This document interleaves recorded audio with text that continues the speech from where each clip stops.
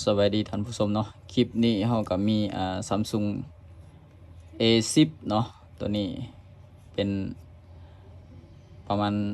ปี2018เนาะตัวนี้เนาะก็คือปุ่มตัวนี้มันใส่งานบ่ได้เลยเนาะนี่เนาะมื้อนี้เราก็มีปุ่มใหม่เนาะสิมาเปลี่ยนเนาะปุ่มใหม่ก็สิเป็นประมาณนี้เนาะเป็นดูมใหม่เลยเนาะตัวนี้หาซื้อได้เนาะตาม Lazada หรือ Shopee ก็ได้เนาะมีขายตัวนี้เนาะ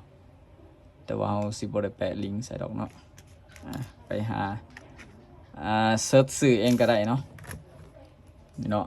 มันบ่ได้เนาะลำดับที่1ให้เรามางัดถาดซิมนี้ออกเนาะแนวใส่ซิมนี้ออกเนาะหลังจากนั้นแล้วก็เอาเล็บจิ้มเข้าไปเนาะจิ้มเข้าไปแบบนี้เนาะแกะประมาณนี้เนาะแกะซัมซุงเนาะประมาณนี้แหละงัดออกเลยเนาะมันก็สีแข็งในจังหน่อยหนึ่งเนาะนี่เนาะกล่องก็บ่อยากแจ้งปานใดนี่เนาะหลังจากเฮางัดออกมาเนาะเฮาก็สิสังเกตเห็นเนาะตัวนี้มันมันหมุนหมดเลยเนาะดูมันนี่เนาะหลังจากนั้นเฮาก็มาคลายน็อตนี่เนาะ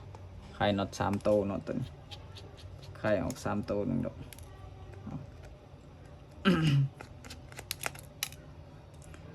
คลายน็อต3โตตัวนี้เปลี่ยนง่ายๆเนาะบ่แม่นสร้างก็เปลี่ยนได้เนาะหรือว่าซื้อมาเปลี่ยนเองอยู่บ้านก็ได้เนาะโดยที่บ่ไปห้างก็ได้ตัวนี้เนาะมันสามารถเปลี่ยนเองได้เลยเนาะก็บ่ยุ่งยากเนาะหลังจากนั้นก็งัดออกเนาะงัดตัวนี้ออกเนาะ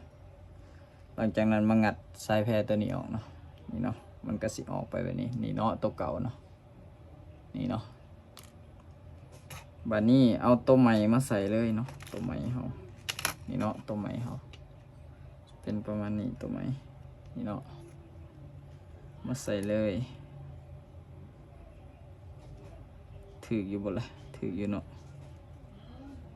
นี่เนาะบีบใส่เลยเนาะหลังจากนั้นก็ให้มากดลองมึงเนาะเพราะว่าโทรศัพท์นี่น่าจะยังเปิดเครื่องอยู่นี่เนาะเห็นบ่โทรศัพท์ยังได้อยู่เนาะถ้าเป็นแบบนี้ถือว่าผ่านเนาะ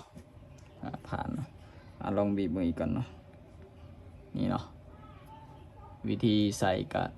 บ่ยุ่งยากเนาะง่ายๆตัวนี้มีแต่เพียงแต่เรามี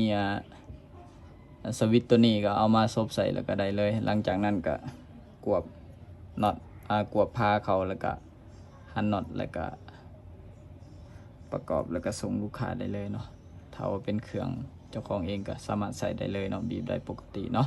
เอาขอบใจหลายๆเนาะที่ติดตามรับชมคลิปจนจบเนาะถ้าว่าอยากให้เฮาเฮ็ดคลิปแบบใดก็สามารถคอมเมนต์กันเข้ามาได้เนาะเฮามีคลิปเฮามีเครื่องแล้วเฮาสิเฮ็ดให้เบิ่งเนาะ